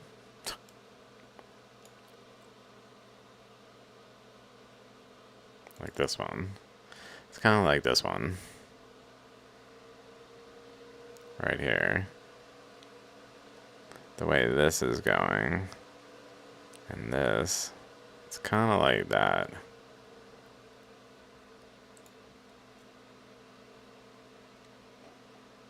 Above this. Above it. So it's got this ammonite. That's got this boundary. Like the boundary of the eddy has an upper surface boundary there, but it's forming a new boundary over here. So it's also, notice it's like generally creating this segment, kind of like this one, like with these through it. And then just this chunk.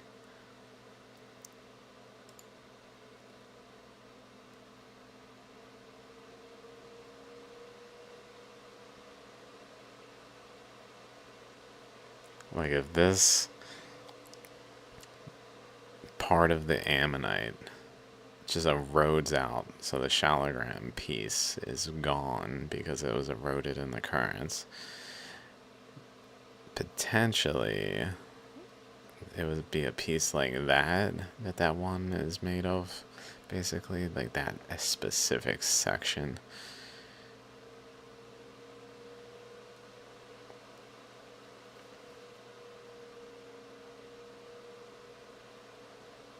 Which then would have like ribs on one side, like from there, relating to like this top segment.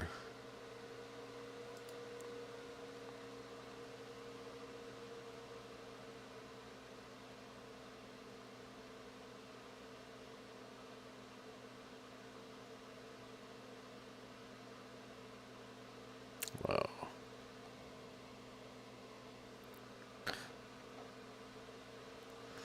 There's the chakras. And then there's whatever's going on back there.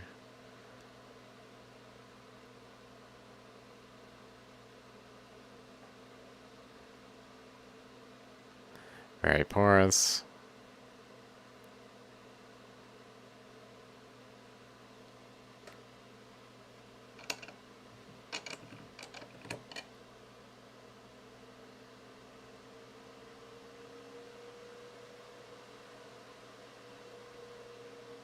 Orderly porous too. Very much like a suture pattern in there.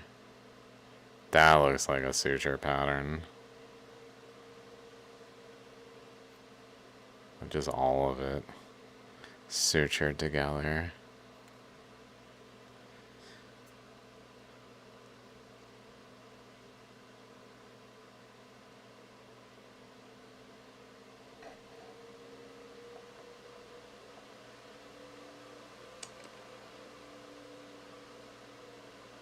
Whoa. There's the chakra. There's the nucleus, I guess.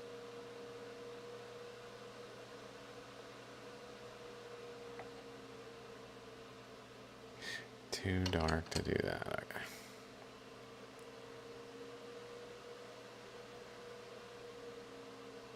Well, a little lobe with a little boop. It's like a gun. Pacha! Shooting a bullet. Little bubbles. Bubbles off the side.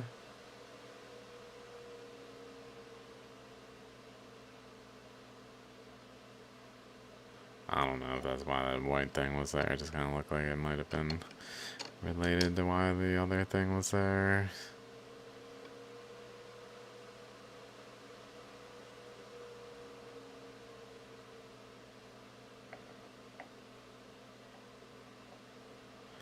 Just subtly etching.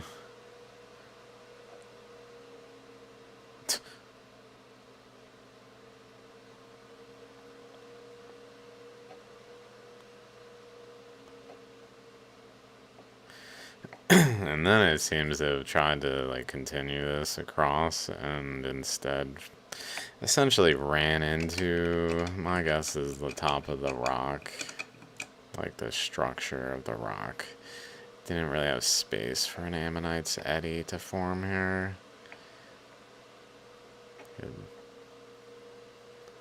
Like it ran out of the smooth face. There's a smooth face here that I can stand this on like this.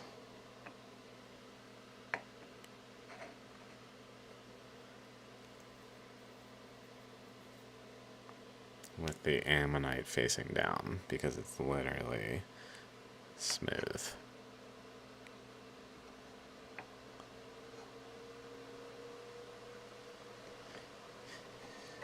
Once the current passes there and goes outside of there, it's kind of outside of the region that this ammonite is able to form like stably in. So then it just seems to just etch over here in a nondescript, like non-distinctly related to this structure, but related to the structure kind of way. And then form like another boundary out here. It's sort of forming like another lobe around it.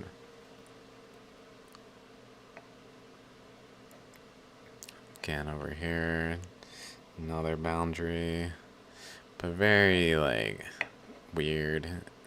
Even cuts across here. So it's kind of forming like another lobe outward on each side, but it's very anomalous. It's not doing it in any more discrete way where it actually is anything but just these like slices in the Shaligram.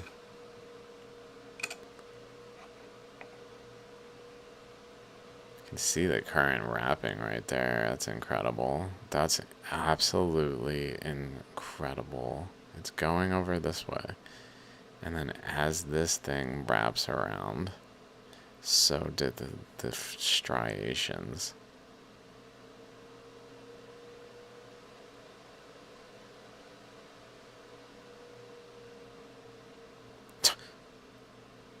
And then they are actually quite in line with this line across. Parallel, this one goes across, maybe in line with that area. So something to do with currents coming across was involved in leading to this. Maybe a current going across this way that interacted with the cross currents, leading to like a stacking of eddies, one atop another, kind of like along this plane though, here, but swirling like this way. In, out, in, out, in, out, in, out, in, out, in, out. Tiny ones.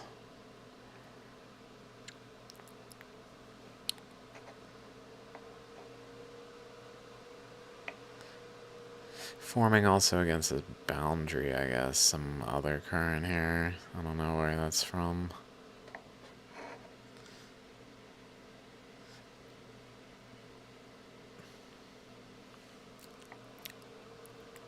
And then there's this one. The slice here. Real slice. Quite the slice. Like...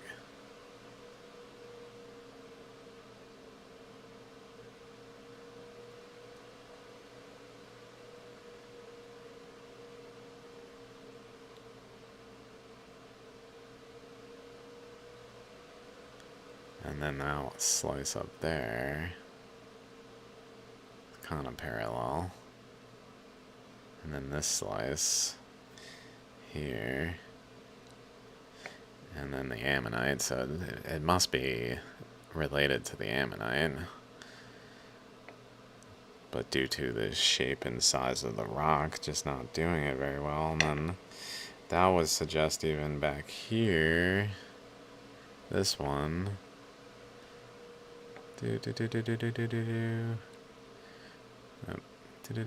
That one,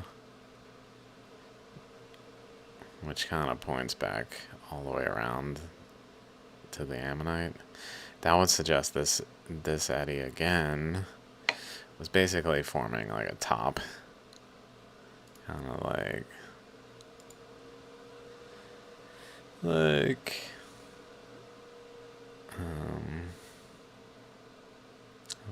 pretty much any like these ones, a top, just cutting around it though.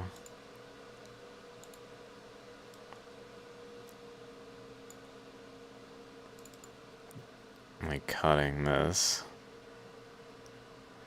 path, but in a very linear, straight way on the opposite side of this, over here, around this one. Cutting in.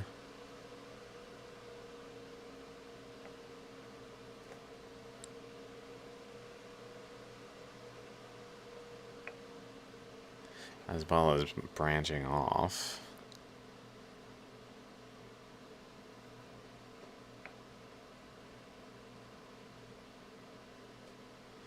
Wow, let's look at that.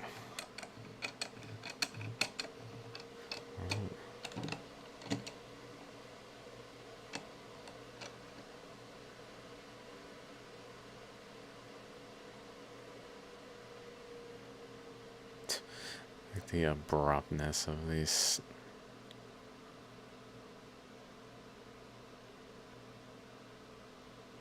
Kind of looks like little chakras in there, opposite one another. They're even spaced. I know they're spaced, but I don't know if we saw it yet. There we go. They're spaced. It looks like they're not spaced from like this angle.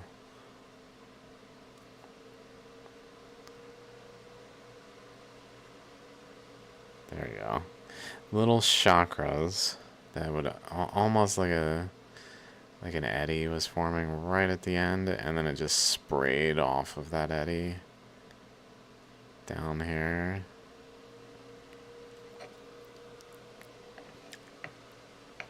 Let me do that again. I lost track. Okay, it's down this way. Straight. Slice. Stop. Start. Whoa.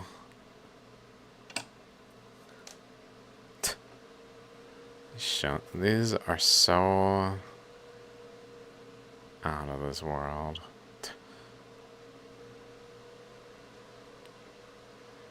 Just the shapes to that. It's so squared. And it's got like a little block on the left end that's a little taller than the rest. Incredible. Little pores in that.